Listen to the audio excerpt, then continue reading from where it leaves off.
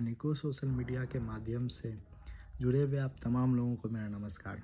वैसे तो ज़्यादातर मेरा वीडियो राजनीतिक मुद्दों पर ही होता है, पर एक गैर राजनीतिक मुद्दा जो कि देश की कानून व्यवस्था एवं न्यायिक प्रक्रिया से जुड़ा हुआ मुद्दा है कि पिछले कुछ दिनों पहले अतुल सुभाष जी आत्महत्या कर लिए और उनका सुसाइड नोट सामने आता है और एक बहुत लंबा वीडियो सामने आता है जिसमें कि वो देश की कानून व्यवस्था एवं न्यायिक प्रक्रिया पे गंभीर आरोप लगा रहे हैं। तो इस संदर्भ में इतना कहूँगा कि महिलाओं के उत्थान के लिए, महिला सशक्तिकरण के लिए, वुमेन्स एम्पावरमेंट के लिए, जो कि जिसका हिंदी में अर्थ है महिला सशक्तिकरण, तो इन तमाम महिलाओं के उत्थान के लिए, महिलाओं के सुरक्षा के लिए जो भी कानून लाए जाते हैं, तो 10% ऐसी महिलाएं हैं जो कि ज़्यादा नहीं, मुझे लगता है कि 10% होगी। तो 10% ऐसी महिलाएं हैं जो कि इन तमाम कानूनों का दुरुपयोग करके एक बदले की भावना से पर्सनल बेनिफिट के लिए और भी अनेक कारणों से इसका भरपूर दुरुपयोग करके हस्बैंड को या उसके फैमिली मेम्बर्स को परेशान कर देती है। ठीक है, अब आता हूँ, अब जिक्र आता है कि वो कौन से तमाम कानून हैं और कैसे। तो जैसे कि ये इस केस में भी हुआ, डाइवोर्स के केस में मेंटेनेंस की बात आई, तो मेंटेनेंस का जिक्र सेक्शन 25 हिंदू मैरिज एक्ट में किया जाता है, section 18 Hindu adoptions and maintenance act में किया जाता है, सेक्शन 125 सीआरपीसी में किया जाता है।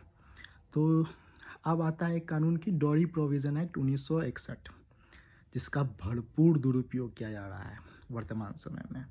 इस कानून में जहाँ तक मुझे याद है, इसमें डायरेक्टली लाइन ये लिखा हुआ है कि according to dowry provision act 1961, giving और टेकिंग और demanding of dowry is a serious crime. Anyone found guilty will be imprison but not less than the period of 5 years। बातें तो अच्छी है महिलाओं की को जहाँ तक दहेज मुक्त करने के लिए, दहेज से मुक्त करने के लिए, तो ठीक है, लेकिन इस कानून का दुरुपयोग करके पुरुषों को इस तरीके से मैनिपुलेट किया गया कि इस कानून में बेल का प्रोविज़न नहीं है, नॉन बेलेबल ऑफेंस है, कॉग्निजेबल ऑफेंस है। तो जो है इस कानून का भरपूर दुरुपयोग किया गया। सेम स्थिति हुआ उसमें डोमेस्टिक वायलेंस एक्ट 2005 में, उसकी भी लगभग सेम स्थिति रही। तो इन तमाम कानूनों में कहीं ना कहीं संशोधन करने और बदलाव लाने की अति आवश्यकता है। अब आता हूँ जो कि एक चीज़ वो अतुल सुभाष जी जिक्र किए थे अपने सुसाइड वीडियो में कि के ड्रामा का, और इसमें मीम्स भी वायरल हुआ, खैर वो जो भी है, तो के ड्रामा का जिक्र है। के ड्रामा देखना, सी ड्रामा देखना वो महिला की अपनी इच्छा पर है, पर लेकिन सामने वाले का ऑटोनॉमी को हैम्पर ना हो, इसका ख्याल रखना भी उसको अति आवश्यक है। कि जो है अब वो के ड्रामा देख के ये बोल रही है कि आप वैसा ड्रेस पहन लो, आप वैसा लुक लेके आ जाओ, आप उस तरीके से मतलब कि जो है कैरेक्टर पे एकदम जो है कॉपी कर लो, तो ये तो एकदम कहीं न कहीं ऑटोनॉमी को हैम्पर करना हुआ और कहीं न कहीं व्यक्ति को उसकी सहजता से दूर कर देता है। और किसी भी व्यक्ति के लिए उसका सहजता से दूर होना ये बहुत बहुत बुरा मतलब कि अनुभव होता है कि जो है व्यक्तित्व का जो चलो कहीं गलत है तो आप बोलो कि इसमें आपको ये सुधार लाना है, वो सुधार लाना है, और जो है लेकिन बेसिक नेचर किसी भी व्यक्ति का उसको नहीं बदला जा सकता है, चाहे वो किसी भी मामले में हो, चाहे वो भाषा के मामले में हो, चाहे उसके पहनावा के मामले में हो। चलो थोड़ा मोड़ा सुधार लाया जा सकता है, लेकिन बेसिक नेचर जो है वो नहीं बदल सकता है। तो ये बात का ध्यान रखना हम सभी को अति आवश्यक है कि किसी के ऑटोनॉमी को हैम्पर ना करें।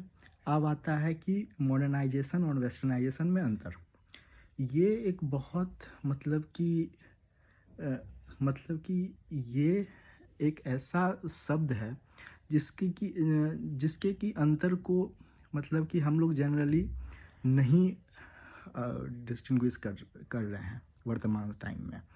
और जैसे कि मॉडर्नाइजेशन का अर्थ है कि आप मॉडर्न एकदम सोच रखिए, मॉडर्न तरीके से रहिए, कपड़े पहनिए, इसमें कोई दिक्कत नहीं है। लेकिन वेस्टर्नाइजेशन थॉट कहीं न कहीं हैम्पर करता है। तो वेस्टर्नाइजेशन कल्चर को अडॉप्ट करना और मॉडर्नाइजेशन के तहत तरफ बढ़ना, इन दोनों चीज़ों में बहुत अंतर है और इस अंतर को समझना हम लोगों को अति आवश्यक है। और कानून व्यवस्था में सुधार हो, सभी का ऑटोनॉमी का ख्याल हो रखा जाए।